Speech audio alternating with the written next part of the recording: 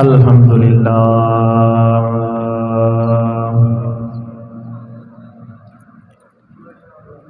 الحمد للہ رب العالمین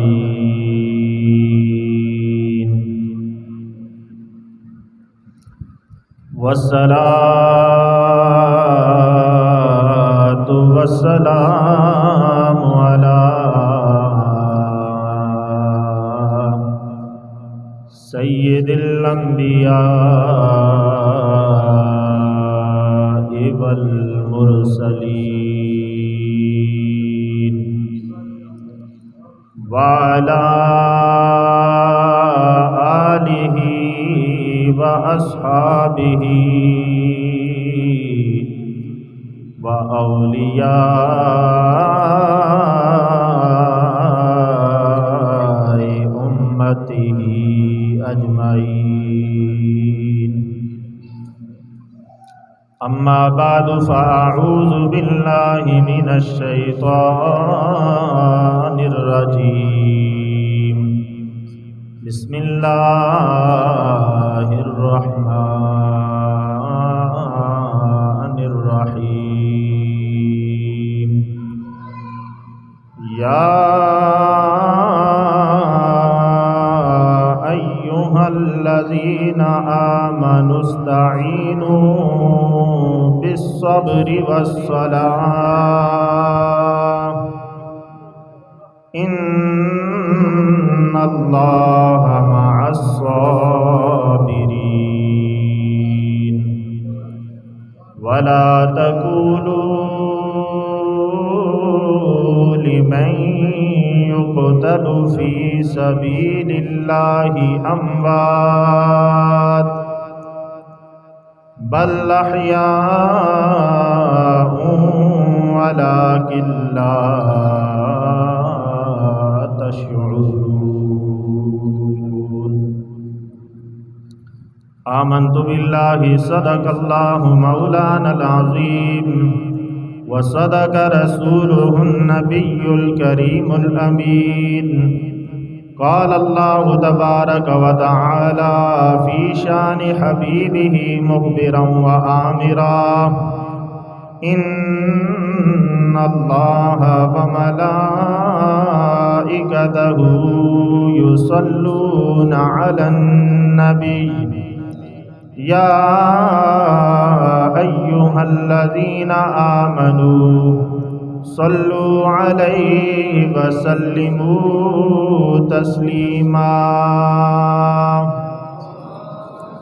اللهم صل على سيدنا ومولانا محمد وعلى آل سيدنا ومولانا محمد وبارك وسلم وصل عليه بآواز بلند پڑھ لیں الصلاۃ والسلام علیک یا رسول اللہ وعلی آلک واصحابک یا حبیب اللہ الصلاۃ والسلام علیک یا رحمتا للعالمین وعلى آلك وأصحابك يا شفيع المذنبين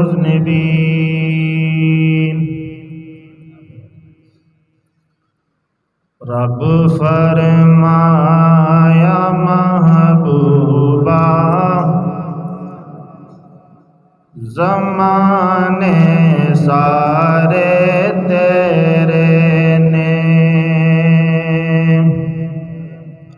رب فرمایا محبوبا زمانے سارے تیرے نے عرش والے اے فرش والے دیوانے سارے تیرے نے عرش والے اے فرش والے دیوانے سارے مزہ نہیں آ رہا، مل کے پڑھو عرش والے اے فرش والے دیوانے سارے رب فرمایا محبوبہ زمانے سارے تیرے نے عرش والے اے فرش والے دیوانے سارے اذان ہوے نماز ہوے درود ہوے سلام ہوے مل کے آگو سبحان اللہ اذان ہوے نماز ہوے درود ہوے سلام ہوے جو گونجن ہر طرف سجنا ترانے سارے مل کے پڑھو جو گونجن ہر طرف سجنا ترانے سارے عرش والے فرش والے دیوانے سارے میں خالق ساری دنیا دا تو مالک ساری دنیا دا میں خالق ساری دنیا دا تو مالک ساری دنیا دا کسے منگتے نو نہ موڑی خزانے سارے تیرے نے کسے منگتے اور یہ بات ایسی نہیں کہی یہ بھی قرآن کی آیت ہے اس کی تشریح ہے وَأَمَّا السَّائِلَ فَلَا تَنْهَرْ کسے منگتے نو نہ موڑی خزانے سارے اور سارے لوگ امیروں کی طرف جاتے ہیں ہمارے آقا کی یہ شان ہے غریبوں کو گلے لگاتے ہیں فرماتے ہیں اللہ پاک میں تیری بارگاہ میں یہ عرض کرتا ہوں مجھے زندہ رکھ تو مسکینوں کے ساتھ میں جب دنیا سے جاؤں تو مسکینوں کے ساتھ اور کل میدان محشر جب اٹھوں تو مسکینوں کے ساتھ امیران نال ہر کوئی محبت کر لیندا ناصر غریباں نال محبوبہ یارانے سارے یار آواز سب کی نہیں آ رہی مل کے پڑھیں غریباں نال محبوبہ یارانے سارے عرش والے فرش والے امام علی مقام کا شہادت کا واقعہ سننے کے لیے آئے واقعہ کربلا بیان ہو رہا ہو محفل نبی پاک صلی اللہ علیہ وآلہ وسلم کی ختم نبوت کے ساتھ منسوب ہو واقعہ کربلا کے ساتھ منسوب ہو اور یہ خاموشی ہو اچھا نہیں لگتا اے عرش والے اے فرش والے دیوانے سارے رہنے رب فرمایا محبوبہ زمانے سارے حمد و صلات کے بعد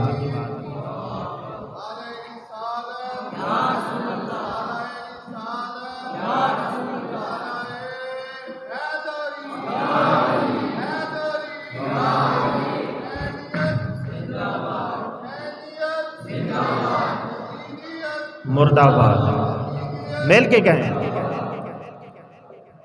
حمد و صلات کے بعد معزز حاضرین و سامعین کرام بالخصوص آج کی محفل کی صدارت حضرت علامہ مولانا محمد صدیق ہزاروی صاحب، آپ فرما رہے ہیں نقیب محفل قاری محمد بلال صاحب اور علامہ مولانا محمد سعد چشتی صاحب، حضرت علامہ مولانا قاری عبدالوحید جامی صاحب، سعید نقشبندی صاحب، مدرسہ جامعۃ الحبیب ضیاء العلوم، جامع مسجد چشتیہ 3G کی تمام انتظامیہ، اور بالخصوص آج کی محفل کا انعقاد کرنے والی انجمن غلامان عشق رسول صلی اللہ علیہ وآلہ وسلم 3G، آپ سب حضرات کو میری طرف سے السلام علیکم ورحمۃ اللہ وبرکاتہ۔ یہ ہماری خوش نصیبی ہے کہ آج کی یہ محفل شہدائے کربلا، نواسۂ رسول، جگر گوشہ بطول، امام علی مقام امام حسین رضی اللہ تعالی عنہ آپ کے ساتھ منسوب ہے۔ آپ کو اور آپ کے تمام جان نثار، آپ کا گھرانہ، جنہوں نے میدان کرب و بلا کے اندر اپنی جانوں کے نذرانے اس دین کو بچانے کے لیے پیش کیے، ان سب ہستیوں کو ہم خراج تحسین پیش کرنے کے لیے یہاں پر جمع ہیں۔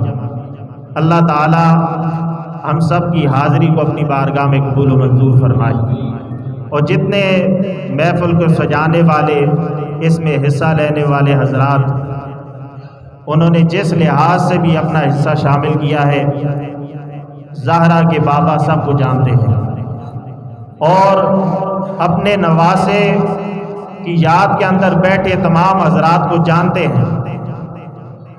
حضرت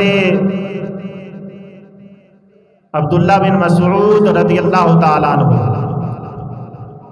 آپ وہ صحابی رسول ہیں جو صاحب نالین ہیں، صاحب وسادہ ہیں۔ آپ فرماتے ہیں کہ جب کوئی بھی بندہ ایمان والا ہمارے آقا و مولا نبی پاک صلی اللہ علیہ وآلہ وسلم پر درود کا نذرانہ پیش کرتا ہے، وہ جس انداز کے اندر درود پڑھتا ہے، وہ انداز بھی اور اس کا وہ درود بھی ہمارے آقا و مولا سنتے ہیں۔ تو اس لیے محبت کے ساتھ محفل کی برکت کے لیے اونچی آواز سے پڑھیں، الصلاۃ والسلام علیک یا رحمۃ للعالمین وعلی آلک واصحابک۔ سب حضرات پڑھیں، الصلاۃ والسلام علیک یا شفیع المذنبین وعلی آلک واصحابک یا خاتم النبیین۔ تو ہمارا ایک ایک لمحہ حضور علیہ الصلوۃ والسلام کی بارگاہ میں پیش ہو رہا ہے۔ اس نظریے کے ساتھ آپ نے بیٹھنا ہے اور سننا ہے۔ مختصر وقت ہے، اس کے اندر جتنی دیر آپ مسجد کے اندر بیٹھیں تو توجہ کے ساتھ سنیں کہ کیا بیان ہو رہا ہے، اور ہم نے اس واقعے سے سبق کیا حاصل کرنا ہے۔ خالی کانوں کی مزے کی بات ہو کہ کان کو آواز اچھی لگے، کیا بیان ہو رہا ہے، کون بیان کر رہا ہے، یہ فکر نہ ہو۔ آواز اچھی ہے، سر ہے تو ٹھیک ہے، نہیں تو اس کی طرف توجہ نہیں کرنی۔ اصل جو مقصد ہوتا ہے محفل کا وہ یہ ہوتا ہے کہ اس سے ہم نے سبق حاصل کرنا ہے۔ اور قرآن مجید فرقان حمید کی تفسیر، امام علی مقام امام حسین کی ساری زندگی جو ہے اس کی تفسیر ہے۔ حضور علیہ الصلوۃ والسلام پر قرآن پاک نازل ہوا ہے، آپ اس قرآن پر عمل کرنے والے ہیں۔ قرآن کی تفسیر حضور علیہ الصلوۃ والسلام ہے، لیکن اس کی تفسیر امام علی مقام ہے، اور کربلا کے میدان کے اندر آپ نے اس تفسیر کو مکمل کیا ہے۔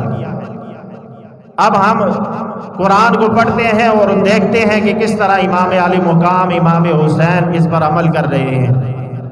قرآن مجید فرقان حمید کے اندر رب کائنات ارشاد فرماتا ہے یا ایھا الذین آمنوا استعینوا بالصبر والصلاۃ، اے ایمان والوں، اے میرے پیارے آقا، میرے محبوب کے غلاموں، بعد اب غلاموں کو خطاب رب کائنات ارشاد فرما رہا ہے، کیونکہ ایمان والا وہی ہوتا ہے جو نبی پاک کا باادب غلام ہے۔ فرمایا استعینوا بالصبر والصلاۃ، مجھ سے مدد مانگو، کس طرح؟ صبر کے ساتھ اور نماز کے ساتھ۔ ان اللہ مع الصابرین، بے شک اللہ تعالیٰ صبر کرنے والوں کے ساتھ ہے۔ اللہ تعالیٰ کس کے ساتھ ہے؟ اگر صبر کرنے والا بظاہر اکیلا نظر آئے تو وہ دنیا والوں کی نظر میں اکیلا ہو سکتا ہے، اللہ تعالیٰ جس کے ساتھ ہو وہ کبھی اکیلا نہیں ہو سکتا۔ کوئی ہو نہ ہو صبر کرنے والوں کے ساتھ اللہ تعالیٰ ضرور ہوتا ہے۔ دنیا ساری ایک طرف کھڑی ہو، بے صبرہ انسان ہو، ساری دنیا اس کے ساتھ ہوتی ہے، اللہ تعالیٰ اس کے ساتھ نہیں ہوتا۔ امام علی مقام امام حسین آپ فرماتے ہیں کہ میدان کرب و بلا کے اندر ایک دن ایسا گزرا کہ عشاء کی نماز میں نے ادا کی، فوراً مجھے نیند آئی۔ میں جب سویا تو پیارے آقا نانا جان کی زیارت ہوئی۔ نبی پاک صلی اللہ علیہ وآلہ وسلم جو الفاظ ارشاد فرما رہے ہیں وہ میں سن رہا ہوں۔ امام علی مقام امام حسین فرماتے ہیں میرے نانا جان یہ دعا فرما رہے ہیں اللہم آت الحسین صبرا و اجرا، اے میرے رب تیری بارگاہ میں یہ عرض کرتا ہوں میرے حسین کو صبر بھی عطا فرما اور اجر بھی عطا فرما۔ قرآن بھی یہ کہہ رہا ہے کہ ایمان والوں کو حکم یہ ہے کہ صبر اور نماز سے مدد طلب کریں۔ اور میدان کربلا کے اندر امام علی مقام فرماتے ہیں نانا جان خواب کے اندر میرے لیے یہ دعا فرما رہے ہیں، یہ الفاظ میں نے سنے کہ آپ فرماتے ہیں کہ میرے رب میرے پیارے نواسے حسین کو صبر بھی عطا فرما اور اجر بھی عطا فرما۔ تو آپ بتائیں کہ امام علی مقام کے لیے جو نبی پاک صلی اللہ علیہ وآلہ وسلم نے دعا فرمائی، اللہ تعالیٰ نے اس کو قبول کیا کہ نہیں؟ قبول کیا۔ اللہ تعالیٰ نے صبر بھی عطا فرمایا اور اس پر اجر بھی عطا فرمایا۔ جب یزید نے حکومت سنبھالی تو اس کو یہ خطرہ تھا کہ جب تک امام علی مقام امام حسین آپ میری بیعت نہیں کرتے اس وقت تک میری حکومت کمزور ہے، جب انہوں نے بیعت کر لی تو پھر میرا راستہ صاف ہے۔ اس نے مدینہ کے گورنر کو یہ پیغام بھیجا کہ ولید تیرے ذمہ یہ کام ہے کہ تو نے امام علی مقام سے میری بیعت لینی ہے۔ ولید بن عقبہ گورنر مدینہ امام علی مقام کو پیغام بھیجتا ہے کہ آپ میرے پاس آئیں، آپ سے مشورہ کرنا ہے۔ امام علی مقام گورنر ہاؤس کی طرف جاتے ہیں لیکن کوئی خوف نہیں، کوئی ڈر نہیں، کیونکہ علی کا لال ہے۔ بے خوف و خطر گورنر ہاؤس کی طرف جاتے ہیں اور اس کے سامنے بیٹھ جاتے ہیں، پوچھتے ہیں کیا پیغام ہے، کیا مشورہ ہے؟ ولید بن عقبہ کہتا ہے قرآن یہ حکم دیتا ہے یا ایھا الذین آمنوا اطیعوا اللہ واطیعوا الرسول واولی الامر منکم۔ اللہ تعالیٰ کے یہ حکم ہے کہ اے ایمان والو اللہ کی اطاعت کرو، اس کے رسول کی اطاعت کرو، اور جو تمہارے حکمران ہیں ان کی اطاعت کرو۔ تو لہٰذا آپ یزید کی بیعت کریں، کیونکہ قرآن نے یہ حکم دیا ہے۔ کون کہہ رہا ہے؟ گورنر مدینہ ولید بن عقبہ اونچی آواز سے کہہ رہے ہیں۔ کون کہہ رہا ہے؟ گورنر مدینہ۔ میں دیکھنا چاہتا ہوں کہ آپ کس طرح سن رہے ہیں۔ آپ سنیں گے تو میں سناؤں گا، نہیں تو لمبی بات نہیں کریں۔ ولید بن عقبہ نے یہ کہا کہ اللہ تعالیٰ کا یہ حکم ہے ایمان والوں کو کہ اللہ اور اس کے رسول کی اطاعت کرو، اور جو تمہارے حکمران ہیں ان کی اطاعت کرو۔ لہذا امام علی مقام آپ سے یہ درخواست ہے، بڑے ادب کے ساتھ آپ کے سامنے یہ عرض کرتا ہوں کہ یزید کی بیعت کریں۔ امام علی مقام فرماتے ہیں ولید تو قرآن پڑھتا ہے، سنتا ہے، لیکن قرآن ہمارے گھر میں نازل ہوا ہے، قرآن ہمارے گھر کے اندر نازل ہوا ہے۔ قرآن کو پڑھنا اور ہے، قرآن کو سمجھنا اور ہے۔ تجھے میں سمجھاتا ہوں کہ قرآن کا یہ حکم کیسے ہے۔ فرماتے ہیں سب سے پہلے اللہ تعالیٰ نے ایمان والوں کو یہ خطاب کیا ہے، یا ایھا الذین آمنوا، ایمان والوں کو خطاب ہے، کسی کافر کو، کسی بے ایمان کو، کسی منافق کو یہ خطاب نہیں ہے، ایمان والوں کو خطاب ہے۔ اور خطاب کیا ہے؟ اطیعوا اللہ، اللہ کی فرما برداری کرو، واطیعوا الرسول، اور رسول کی فرما برداری کرو، وَأُولِي الْأَمْرِ مِنْكُمْ، اس کے بعد یہ حکم ہے کہ جو حکمران ہیں ان کی اطاعت کرو۔ تو مجھے یہ بتا کہ اللہ تعالیٰ نے تو یہ حکم دیا ہے کہ ایمان والو اللہ کی اطاعت کرو، اس کے رسول کی اطاعت کرو، ادھر جس کی تو بیعت لینے کی بات کر رہا ہے وہ یزید ہے، فاسق و فاجر ہے، شرابی ہے، اللہ کی حدوں کو توڑنے والا ہے، اللہ تعالیٰ کی اطاعت کرنے والا نہیں، نبی پاک صلی اللہ علیہ وآلہ وسلم کی اطاعت کرنے والا نہیں۔ جب وہ تین کاموں پر عمل نہیں کرتا تو ہم اس کی اطاعت کیسے کریں؟ امام علی مقام نے اس کی ضمیر کو جھنجھوڑا اور اس کو یہ پیغام دیا کہ قرآن اصل میں کہنا کیا چاہتا ہے، لہذا یزید کی بیعت ہو سکتی نہیں۔ آپ واپس آتے ہیں اور اپنے پیارے نانا جان کا وہ شہر مدینہ اس کو چھوڑتے ہیں، ہجرت فرماتے ہیں، وہاں سے مکہ کی طرف جاتے ہیں، اور ادھر مکہ کے اندر جب وہاں پہنچتے ہیں تو کوفیوں کے خط آنا شروع ہوئے کہ اے امام علی مقام آپ ہمارے پاس تشریف لائیں، ہم آپ کی بیعت کریں گے، آپ کے ساتھ مل کر یزید کا مقابلہ کریں گے، اس کی حکومت کو ختم کریں گے، ہم آپ کا ساتھ دیں گے۔ ایک خط نہیں، دو خط نہیں، کئی خط آئے۔ آپ نے ارادہ فرمایا کہ میں کوفہ کی طرف جاؤں۔ صحابی رسول حضرت عبداللہ بن عمر، حضرت عبداللہ بن مسعود، حضرت عبداللہ بن عباس،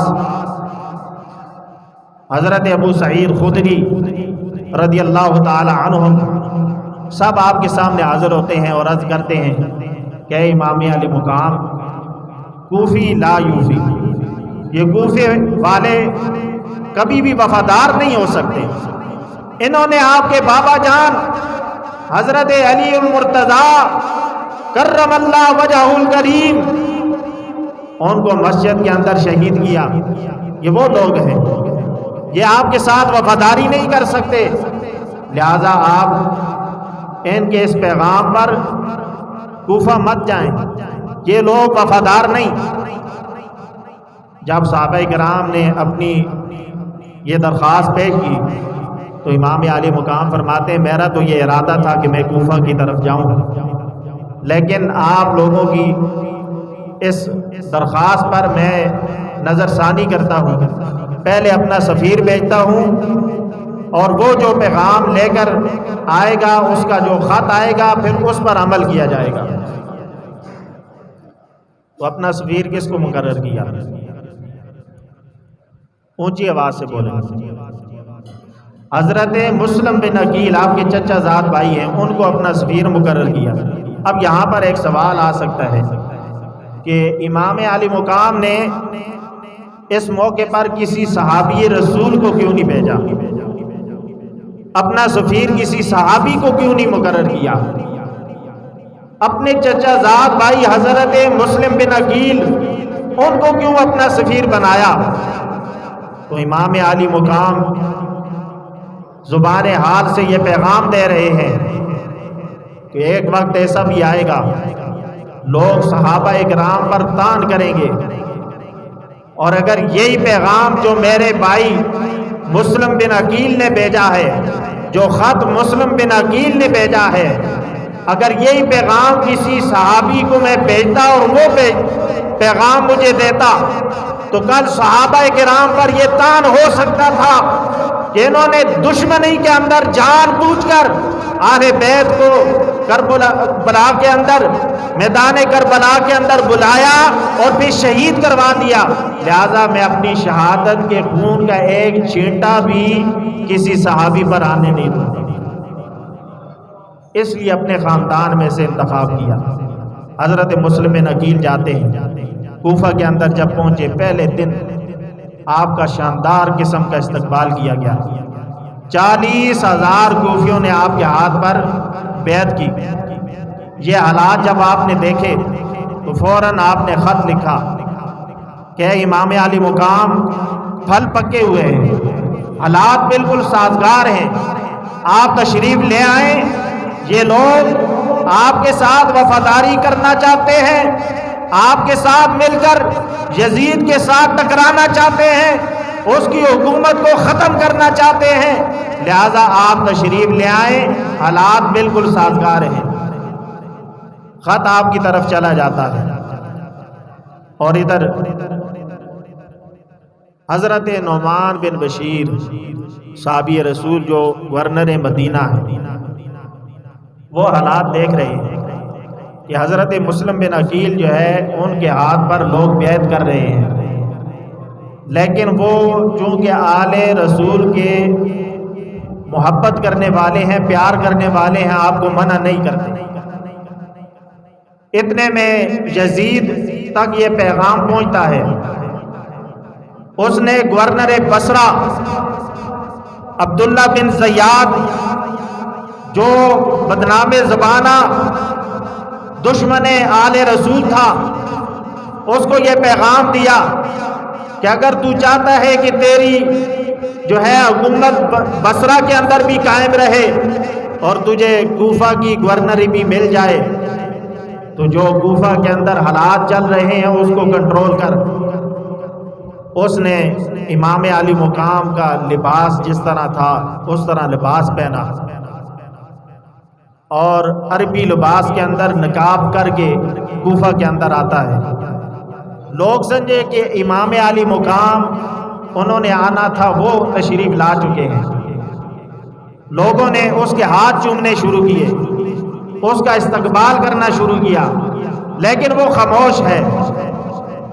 حضرت نعمان بن بشیر صحابی رسول گورنر ہاؤس کے اندر موجود ہیں، یہ چلتے چلتے اس محل میں داخل ہوا اور محل کے اندر داخل ہو کر جب وہاں پر بیٹھتا ہے، حضرت نعمان بن بشیر فرماتے ہیں دروازے کو بند کر کے کنڈی لگا کر یہ بات کرتے ہیں کہ اے نواسہ رسول، آپ یہاں پر تشریف لا چکے ہیں، یہ لوگ بظاہر آپ کے ساتھ وفاداری کر رہے ہیں، لیکن میں آپ کو خبردار کرنا چاہتا ہوں یہ کوفی ہیں، ان پر اعتبار نہیں کرنا۔ یہ اعتبار کے قابل قوم نہیں ہے، لہذا آپ یہاں سے تشریف لے جائیں۔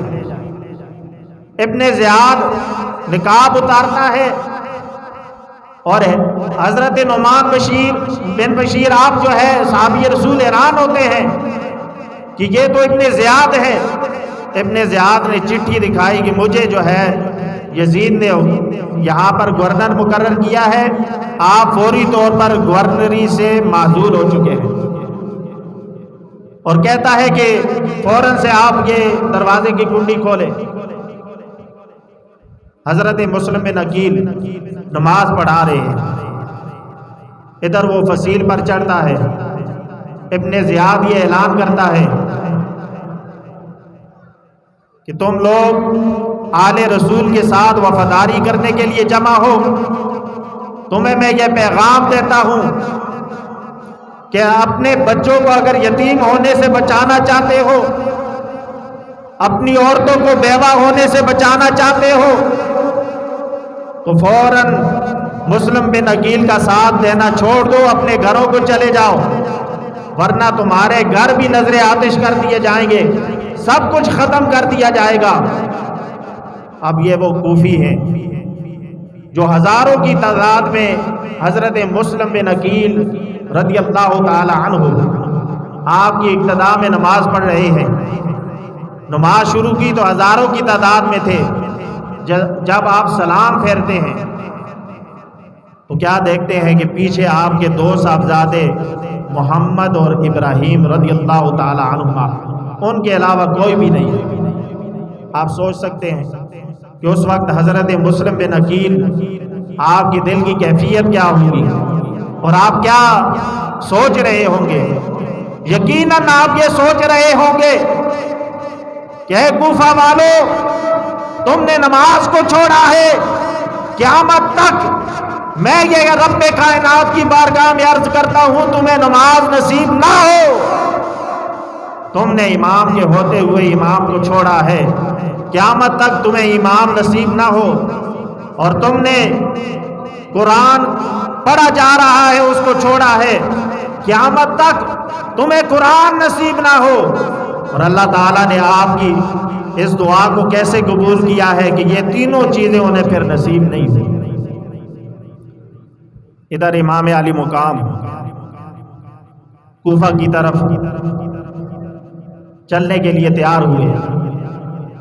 صحابہ کرام پھر جب سنتے ہیں کہ امام علی مقام پھر تیار ہیں، آتے ہیں، عرض کرتے ہیں کہ آپ وہاں پر نہ جائیں، یہ لوگ وفادار نہیں ہیں، یہ آپ کا ساتھ نہیں دیں گے۔ آپ نے فرمایا پہلے کوفہ والوں کا خط آیا تھا، اب میرے بھائی مسلم کا خط ہے، لہذا میں اب اس خط کو نظر انداز نہیں کر سکتا۔ تو صحابہ کرام کی جبینیں جھک جاتی ہیں، آپ اپنے گھرانے سمیت وہاں سے ہجرت فرماتے ہیں، کوفہ کی طرف جاتے ہیں۔ جب کوفہ کے قریب پہنچے آپ کو روکا گیا۔ حضرت حر جو بعد میں حضرت حر بنتے ہیں، پہلے یزید کی فوج کے سپہ سالار ہیں، جرنیل ہیں، روکتے ہیں کہ آپ آگے نہیں جا سکتے۔ امام علی مقام نے فرمایا نماز کا وقت ہے، حر ایک طرف ہو جا۔ اپنے بیٹے حضرت علی اکبر کو حکم فرماتے ہیں، اے علی اکبر اذان کے لیے کھڑے ہو جاؤ۔ حضرت علی اکبر اذان دیتے ہیں، امام علی مقام نماز کی امامت کے لیے ہاتھ کھڑے کرتے ہیں، اللہ اکبر کہتے ہیں۔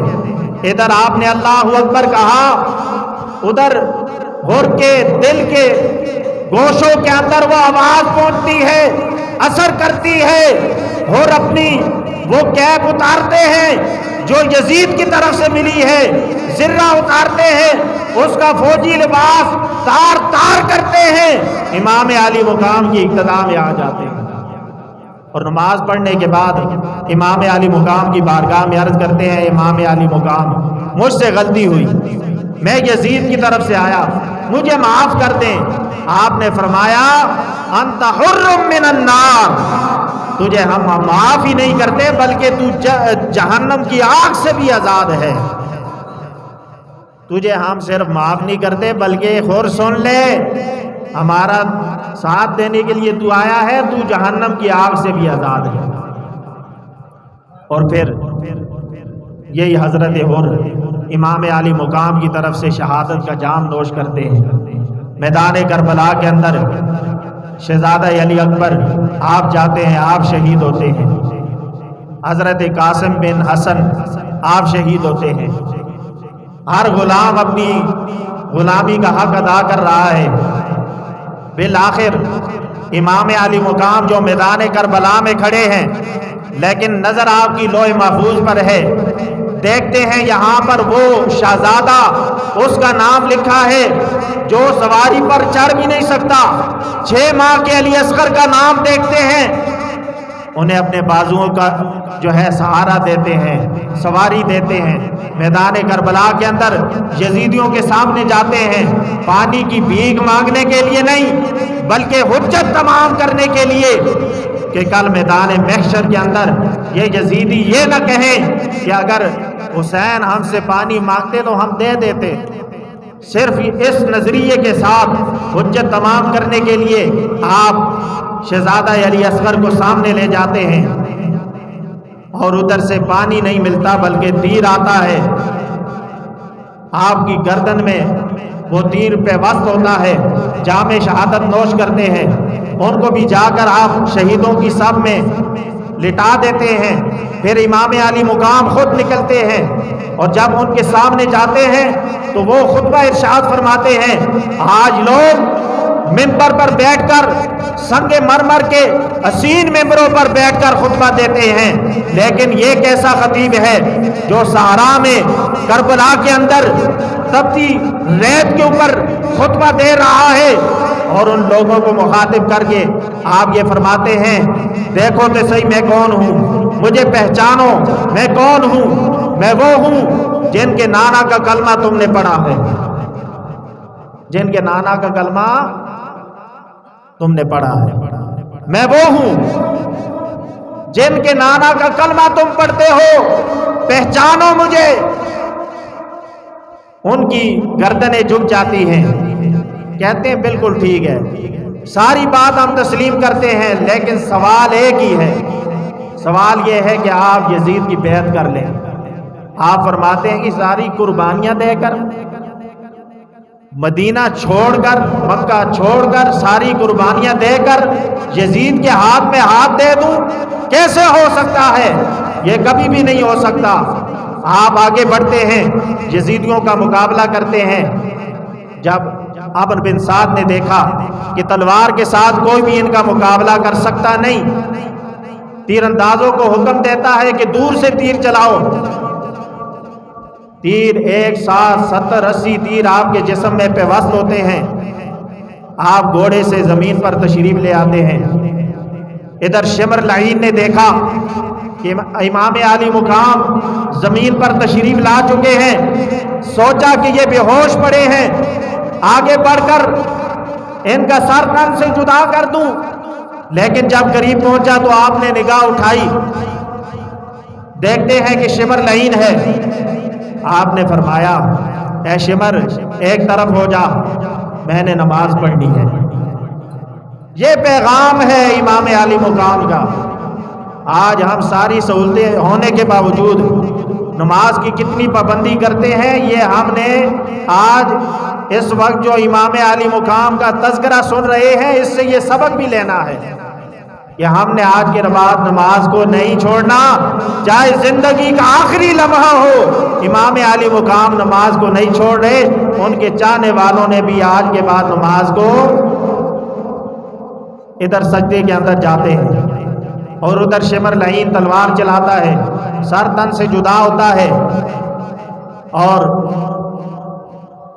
یزیدی لشکر کو وہ پیغام دیتا ہے کہ گھبرانے کی ضرورت نہیں، میں نے امام علی مقام کو شہید کر دیا ہے۔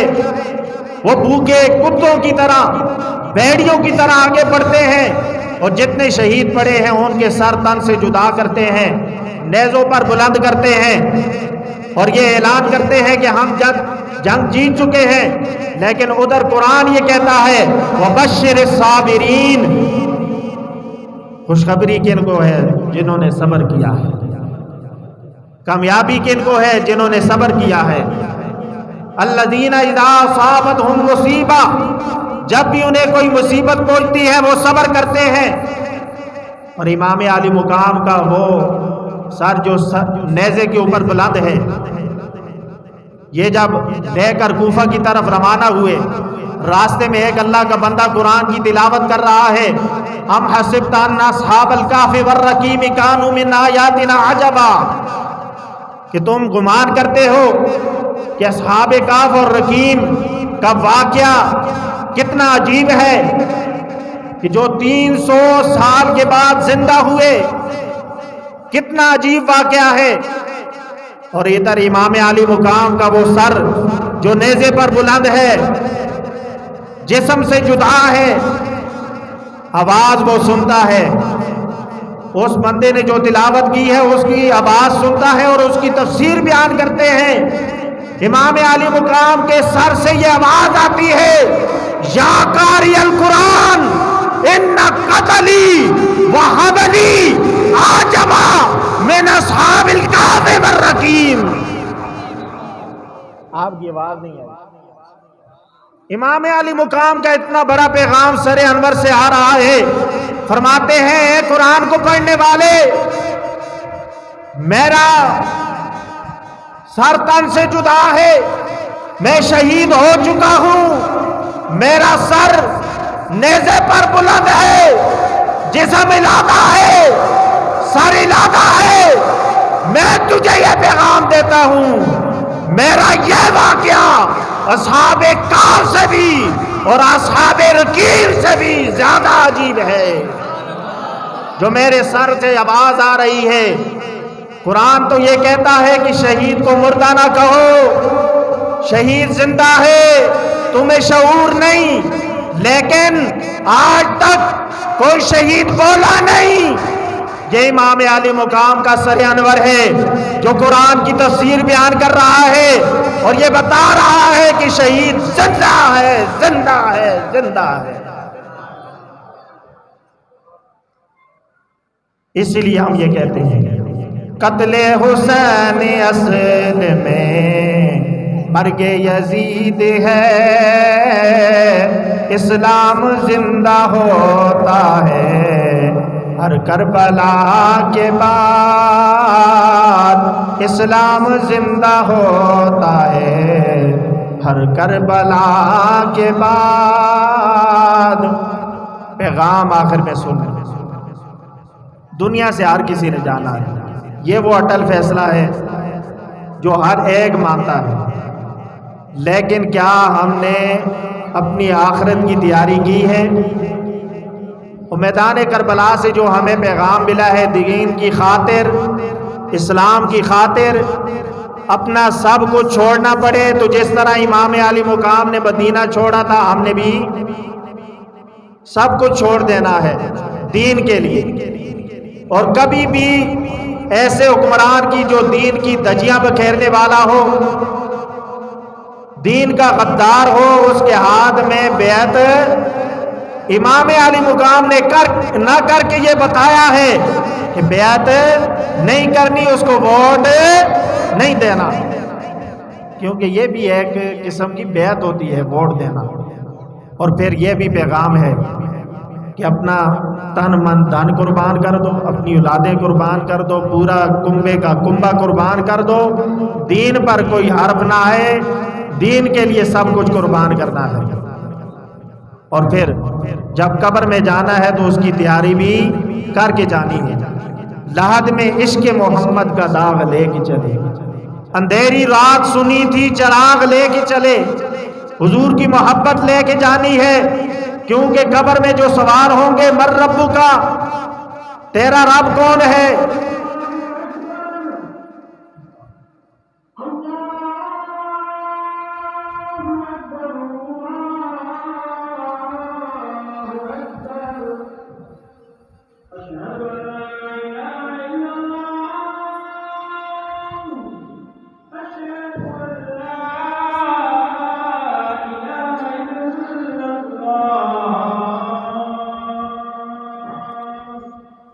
أشهد أن محمدا رسول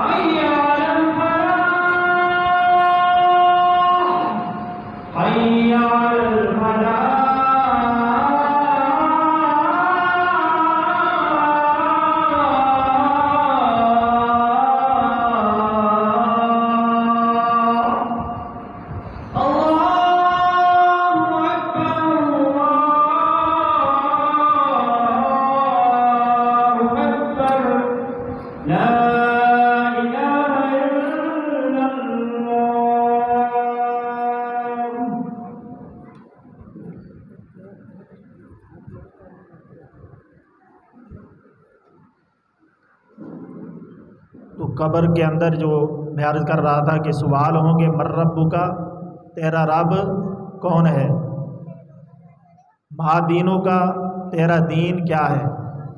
لیکن ایک سوال وہ ہے جو ان سب سے جدا ہے، تیرا رب کون ہے، تیرا دین کیا، اونچا بولے، تیرا دین کیا ہے. لیکن تیسرا سوال یہ ہے ما کنت تقول فی حق ھذا الرجل، تو اس ہستی پاک کے بارے میں کیا کہتا رہا تھا، کیا کہتا رہا ہے، کیا کہتا ہے نہیں، یا یہ کون ہے یہ نہیں، کیا کہتا رہا تھا. یعنی دنیا کے اندر اپنا اس سوال کا جواب ہم نے تلاش کر کے جانا ہے. آج لے ان کی پناہ، آج مدد مانگ ان سے، کل نہ مانیں گے قیامت میں. اگر مان گیا ادھر تو بڑے بڑے مانیں گے، لیکن یہاں پر اگر ہم مان کر جائیں گے، ان کی محبت میں جائیں گے، تو پھر ہماری دنیا بھی اچھی ہے، ہماری قبر بھی اچھی ہے. میدان محشر کے اندر بھی حضور علیہ الصلوۃ والسلام کے اس جھنڈے کے سائے میں ہم جنت کی طرف جائیں گے. اللہ تعالی ہم سب کو عمل کی توفیق عطا فرمائے. وآخر دعوانا ان الحمد للہ.